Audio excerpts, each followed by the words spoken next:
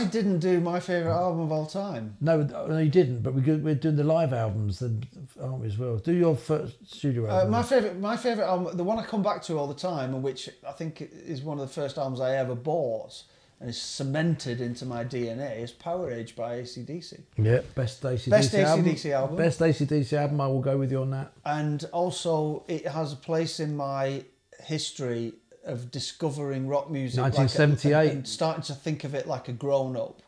Because I had Slade singles, and I know that you will kill me for saying that, but I bought the commercial side of Slade.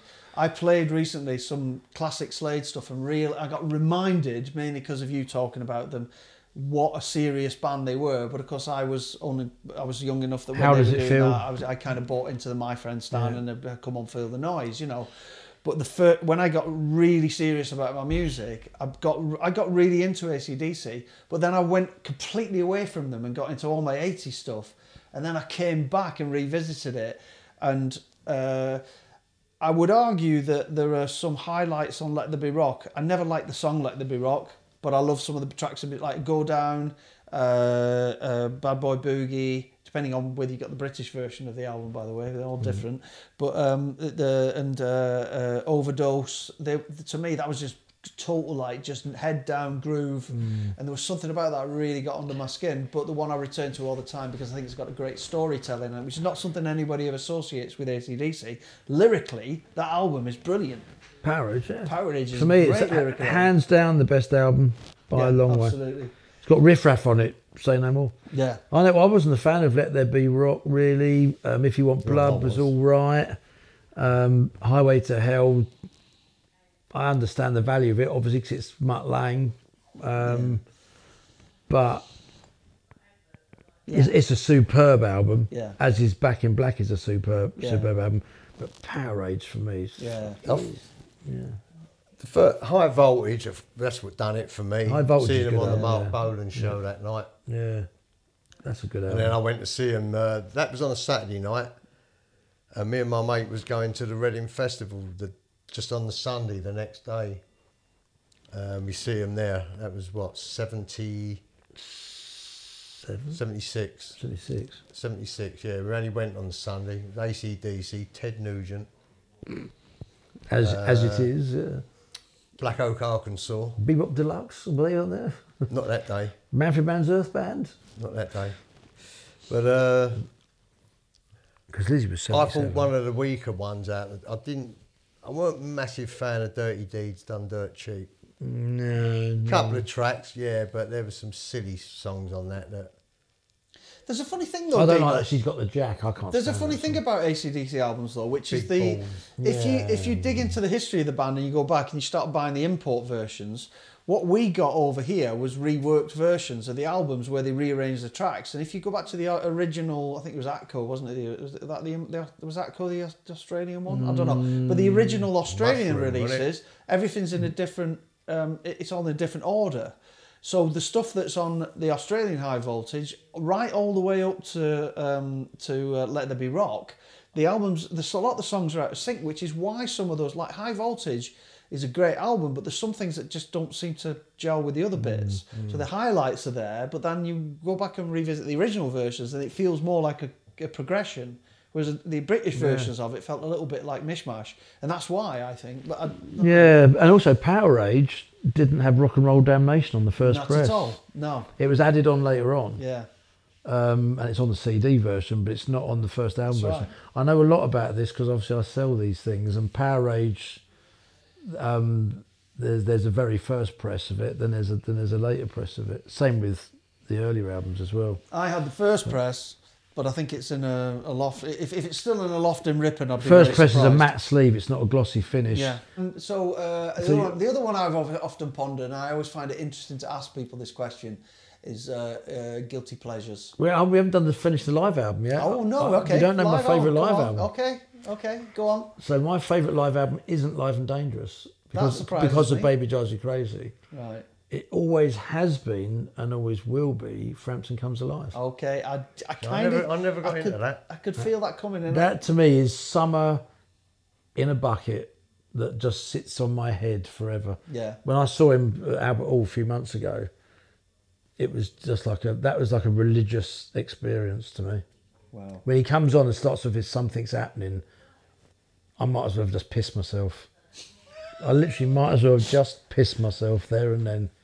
And then "Baby, I Love Your Way." I mean, I'm just like a giddy fucking girl. I was literally whooping. It was just different gravy. But that album just, if you got that album in '76 at the time when it came out and you latched onto it like I did, because that was my first grown-up album after, obviously I had Sweet albums and David Bowie actually, but that was my first real go at getting a proper grown-up chart album there and then. Right. The second was Rainbow Rising. Hey, Go Me. Then it was Jailbreak. Hey, then it was Destroyer. Hey. I have a soft spot in live album history. I have a soft spot for Rainbow on Stage. And I think that's... we don't need to hear Mistreated anymore, do we? Yeah, but the reason why it has a place for me is because I never did... Purple was my sister's music. And I was looking forwards. Yeah, Rainbow was the band. Yeah, if I'd been a Purple fan more earlier, or switched on to them earlier, I would probably have had the same view that I would guess most Purple fans have of that. It is kind of like Deep Purple, just like reinvented to do, continue the Rainbow Purple Rising for me was absolutely different level from any Deep Purple album, and that's controversial. But I think Rainbow Rising, pound for pound, is probably the greatest rock album ever made. As in, not metal, not pop rock, but just as you'd have it, rock. As you'd have it. I think Rainbow Rising, pound for pound, is for me the best rock album ever made, because it's got, I mean, and Blackmore's nowhere near my favourite guitar player, so he's not a Schenker or Gary Moore or Robbo or Brian May, but there's something about Rainbow Rising that is just five men absolutely on fire. Can I tell you about when I gave Robbo a lift? No, because there's so many Robbo giving the lift stories. I gave him a lift from Newcastle Central Station to the Metro Centre. Oh yeah, you did tell me that actually, yeah. Guilty pleasures. I'm going to chuck mine in. I have a real soft spot for Talk Talk. I don't know why. I just somewhere... No, life's what you make it after all, isn't it? I'm just desperately thinking through the tracks now to come back with a retort. I have a stock answer for this as well, so I'll go last on this one. I just always had a soft spot for Talk Talk. That's not even a guilty pleasure. Do you not think? No. I mean, they were kind of... No, I'm going to smash you into the middle of next week with a guilty pleasure, even though I don't believe in guilty pleasures, because I think you shouldn't be guilty of liking Smash anything. me into next week. Well, I think that you shouldn't feel guilty about liking anything. If it moves, anything moves you in a certain sort of way, you like it. And I mean, as much as I like Judas Priest and ACDC and all that stuff, I like proper pop music as well. And I've got no qualms about some of the songs I like at all. In my Spotify playlist would probably make people weep, what? But I like it. I'll throw some songs at you while you're thinking. I'll throw some songs at you that I really, genuinely, absolutely love, and I will play now more than I'll play even some of the Thin Lizzy albums. Yeah, right. Set myself up here. That was too big a claim. We're running out of tape. Edit that. I've got a real soft spot for "Love Me, Love My Dog" by Pete Shelley. I gotta say, I kind of know Ding, where you're coming Ding from. a Dong by Teaching, which won the Eurovision Song Contest the year after ABBA. Ding a Dong, I fucking love that Ding a Dong song. It's just 3 minutes of pure Euro pop nonsense. Yeah. Absolutely love it. I'm with you totally on Love Me, Love My Dog. Yeah, I love Love Me, Love My Dog. I think it's wonderful. I love all Gilbert O'Sullivan stuff. Yeah. Claire is just timeless. Yeah. Probably even a Desert Island Disc for me, Claire would be. But I think the other thing is as well that there was a sincerity about that music, even though it was like the chart stuff, there was a sincerity about it that led you to become a rock fan because the structures and the way that they put together lyrically and everything. You'll hear Cats in Space all over that. I mean, Automatic Lover, D.D. Jackson, is well documented that someone sussed where that came from. I think it was Xavier Russell. I said, I'll give you a clue. That comes from a 70s mental one-off hit featuring a robot and a crazy bird in an Ace Frehley outfit. He went, I need to know what that song is. I said, think hard, my friend. D.D. Jackson, Automatic Lover. Yeah. I remember the song. I absolutely love it. I love Sheila, Spacer. Yeah. some of those crazy songs, you know, some of those 70s really crazy songs, you know, even Convoy. Yeah, the original, not the English. Yeah, I love that stuff. Yeah, I always thought of Convoy as a novelty song. Yeah, but the chorus, to be in a great big convoy trucking through the night, we got a great. Yeah, it's a good little melody, you know. Yeah, I suppose some of mine that are probably a bit weird. I love Haircut 100, Love Plus One. Yeah, that's not a bad tune. Oh, fucking love that track. Love and love and love. Yeah, I can't do the melody, but Goody Two Shoes, Adamant, what a song. Yeah, but Haircut 100. I even loved You Make Me Feel Mighty Real, Sylvester, when I pulled that back in the day. Great song. Yeah. Great disco song. Yeah. I don't like anything else they've ever done, but I loved You May Ask Yourself. Oh, Days Gone By, Talking Heads. Talking Heads. But the weird thing about that is living in a shotgun shack. The weird thing is, I think an awful lot of people have is that. Is that my wife? Is that my beautiful house? Watch the river flow. What's it called? It's Days Gone By, isn't it? No, isn't it called Once in a Lifetime? Once in a Lifetime. Yeah. Brilliant song. But the thing is, I find that there are certain bands as well that have one hit that you go, oh yeah, that's great. And then you try and listen to the other stuff. I mean, I could never get into Talking Heads, but I agree, that's a great song. But the rest of the stuff left me cold. Exactly the same as I could never even entertain anything by the Smiths. Nothing. No, apart from that one song that goes, that one, whatever that one is. How soon is now? That's it. How soon? It's How Soon Is Now, isn't it? I'll agree. That is one of the most unique guitar sounds ever. Yeah, and that's the thing. You can't dislike it for it, isn't there? Yeah.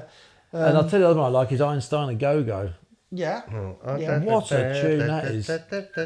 Einstein a Go-Go. Legend has it, right at the very end of that video, you see a bloke skipping away in the distance, and apparently it's Michael Schenker.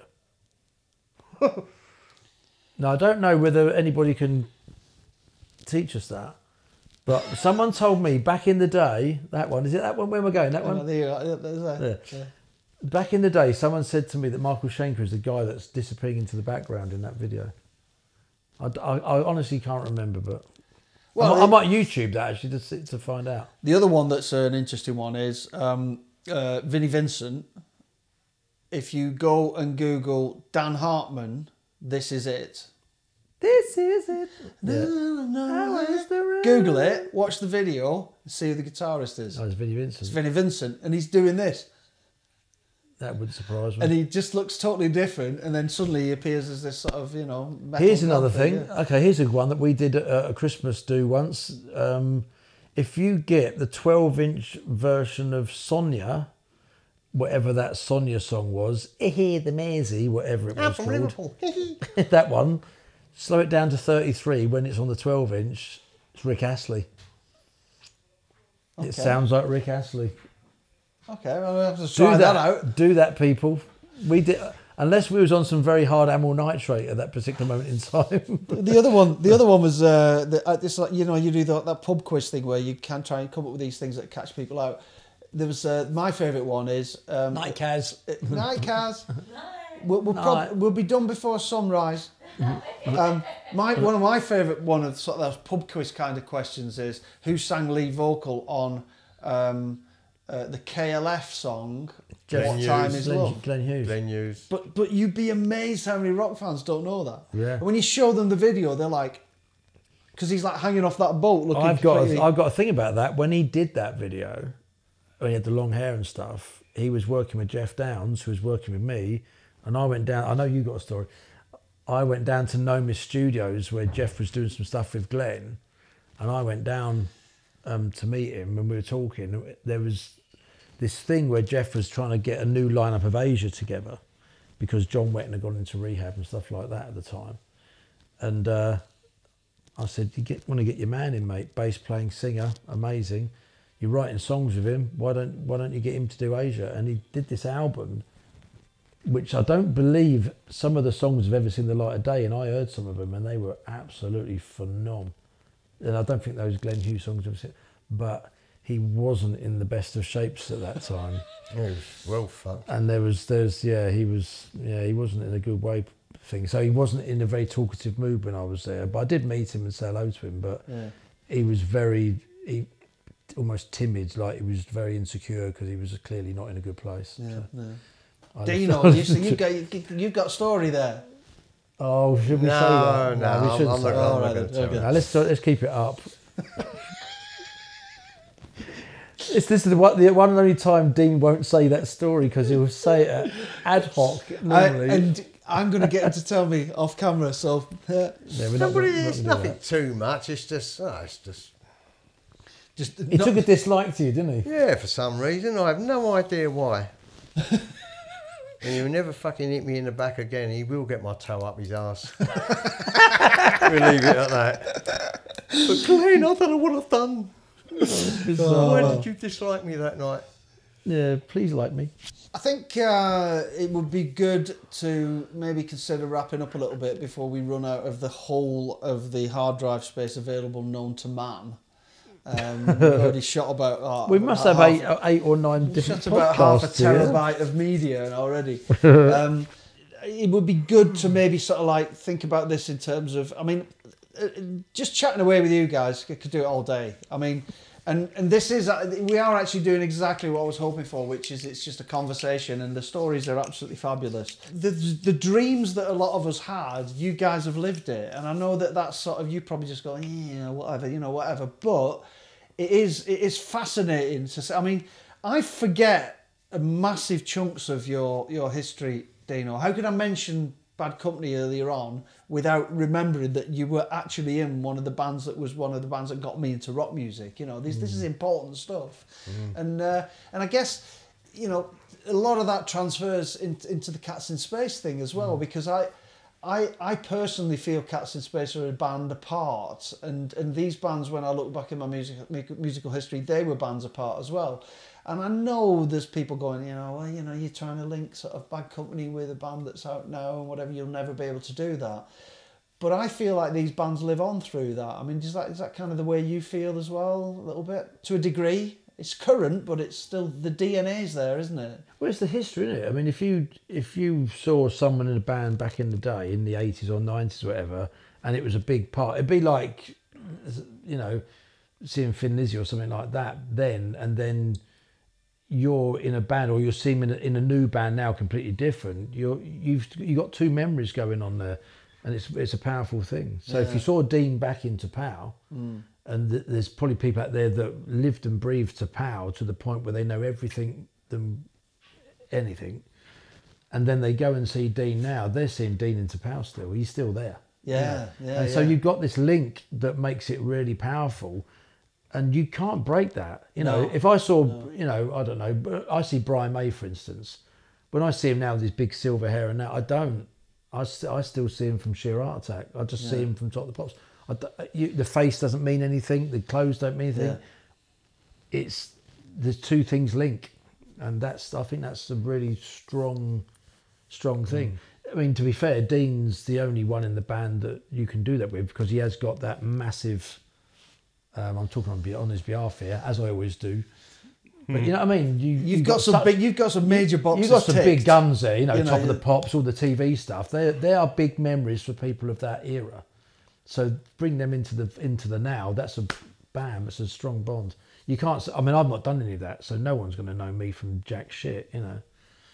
And he was on This Is Your Life, of course, with Arthur Askey. So but you know, I think we have only touched the tip of the iceberg to a degree with you, because one of the things is you're like with me. No, I'm done, mate. No, seriously, because your history has a lot of headlines in it, but you've got a lot of sort of backbone of stuff that is really important out there. You know, you've skimmed around the edges of so many things and been involved in things that whilst you weren't necessarily the thing right at the front. I mean, to a degree, I mean, Deano wasn't either into POW, but it was just such a big thing that you can never discount it. You don't want to focus on it forever. Well, it's a visionary. There must be times when sometimes you think, well, you know, I'd rather talk about it now. But the great thing about this is we can touch on those things and, you know, what they mean and stuff. But I think you're playing it down a little bit, because you look at the stuff that you've done over the years. And it's all the part of the cogs of the whole eras that we've gone through. I guess so. It's all behind the scenes stuff. It's all like the writing side of things is quite interesting. But that's another story. I can go into that. But a lot of people are fascinated by that sort of thing. Yeah, I'm happy to talk about that. But that's maybe that's a separate podcast we can do if people were interested in it. You know, I'll talk about that. if they've made it this far. Yeah, but you are going to cut this down. Yeah. Wake up! You'll cut this down, so this is the front end of a news section, of course, so it's be fresh. Today we're going to talk about what we might talk about in the future, for instance. But yeah, I'll talk about all stuff like that, because it's, you know, we got backstories and back memories. You know, I can remember when we was in that Advision studio, the memories I got from Advision. You know, spending a year in that studio and going in a room with Steve Howe that was doing demos in at the time, and seeing Cole Palmer and Pat Thrall and hanging out and talking about the new Asia album and me being on it, you know. See, you just said Pat Thrall. I didn't know you'd ever mentioned his name before, because I love Pat Travers. So, you know, and that... Yeah, Pat Thrall... I met Pat Thrall. We stood next to each other having a piss in Bill Wyman's restaurant, Sticky Fingers. Standing there, I've got me on one out. I got his I love the Hughes and Thrall. What are you doing? Blah blah. I went, we won't shake hands, will we? And he just laughed. No, he was in town doing something with Bill Wyman, because Bill was in the restaurant that night, and they came over and sat with us. Pat Thrall did the power guitars on Simply the Best as well. Oh, did he? Yeah, that's brilliant guitar player. Yeah, I saw him with Pat Travers as well. Brilliant. Steve Howe. Steve Howe was trying to flog me guitar at one point, if I remember right. Yeah, his son was there with him, and his job was purely just to engineer and roll up spliffs all day long. Just all like fucking day long. Yeah. So it was I've got there's all stuff like that. There's a Steve Hackett story. When we had a media server that I used to sell in another life, and it was my company, and we built it up and everything. But the kids I was working with, none of them actually were rock fans. They were all 10 years younger than me at least, so they grew up on like the Fat of the Land. The Prodigy was like their power age, you know, and that was a different thing. So we were on trade show stands, and the people would come on, and it was like, a lot of the production people for the big shows would come on and talk about using the products in the big presentations, the big tours. And one point somebody came on and said, there's some guy over here who wants to talk about a tour. He's with his tour manager, but he is actually the artist. Steve Hackett. And I went, hang on a minute. And I'm like, do you guys not know who Steve? They're like, no idea. And I went over and I ended up doing a presentation of my product to Steve Hackett and his tour manager. And I'm thinking, this is Steve Hackett. I mean, my sister had all those albums, and I know all this stuff, and he's standing there, and I'm showing him my product, going, would you like to use this on your next tour? He was like, ooh. And the other one like that was when I inadvertently discovered that we'd rented an office off Ronnie James Dio. Very small office. We opened an American division called Green Hippo Inc.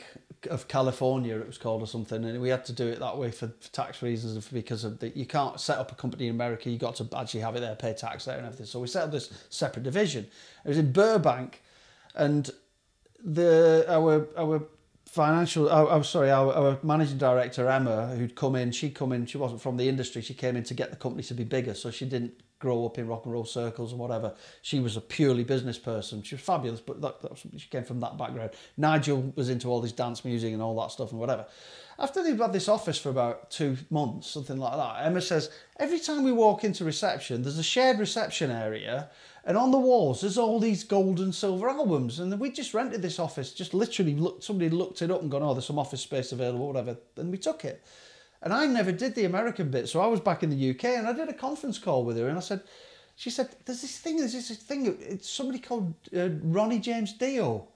And I went, well, what about him? She says, well, his pictures discs are all over the walls. She said, and the landlady here is called Wendy Dio. And I went, well, you're renting our offices off Ronnie James Dio's wife. Yeah. This was after he passed away, sadly, so we never met him.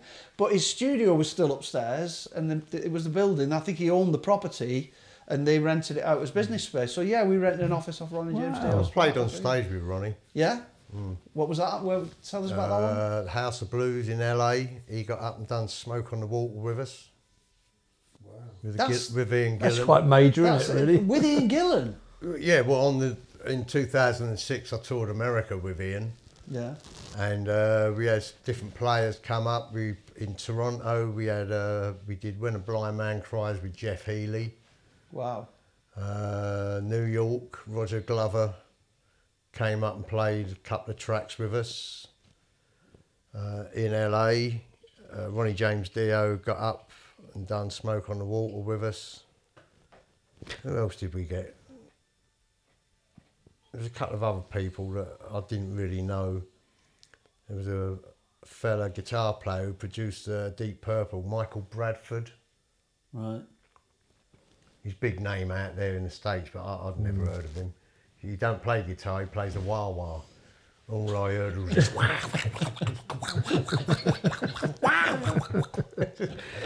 don't play guitar, man, I play the wah-wah. Oh, yeah, okay, fair enough. But yeah, no, Ronnie Dio, he might only be about as big as this plant, but fuck me, he hit a note and I was right by the side fill and my eyeballs went...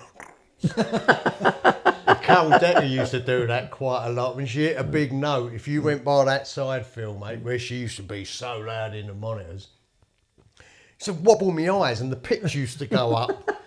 And Ronnie James Dio did that with me. He hit this note, I was like, oh, God, I had to step back. Brilliant. Do you ever hear from anybody from Power? Do you keep in touch at all, or is it? Yeah, little messages here and there. Keyboard player, I have not seen or spoken or heard from him from the day we stepped off stage in Germany and the band split up. I came back on the tour bus with the crew. They flew home the next day, and I've never spoken, and no one knows his whereabouts. Paul, the bass player, we keep in touch through Facebook, and a few years ago Paul came and stayed. Tim lives in Canada. We make little comments and things on the Facebook. Carol always gets in touch after I've had a heart attack. So she finds out and she's like, Dino, you're all right, you're all right. Like, yeah, I'm all right, don't worry. Still that's once a year. Ronnie Rogers, he lives down in Monmouth. We have little messages here and there, liking each other's stuff. Yeah, it's an important part of history. I mean, but you can't, you know, that's... Well, we had a bit of a crazy 4.5, 5 year run where we went to some quite the high. Yeah, it was stratospheric. Selling out 2 nights, Wembley Arena, could have done a third, but the manager thought, no, I keep on wanting more.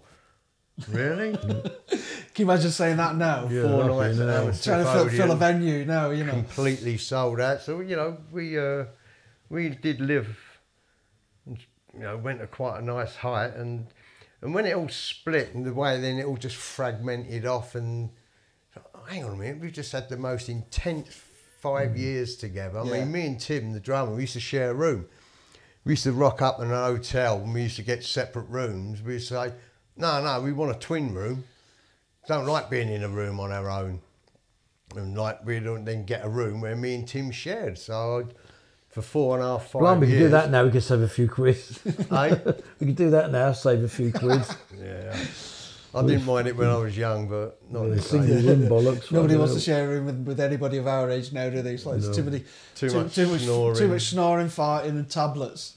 So no, I find it fascinating, and I that's one of the reasons I wanted to do these little chats, you know, because I think, you know, people do want to hear this. And the great thing now is, as I always say to people these days, if you don't like it, just ask Facebook and YouTube for your money back, you know. And the answer to that is, well, you didn't pay for it in the first place. So it is what you do, and the world's full of all these great stories. So top and tail it. I think we're going to wrap up for this episode.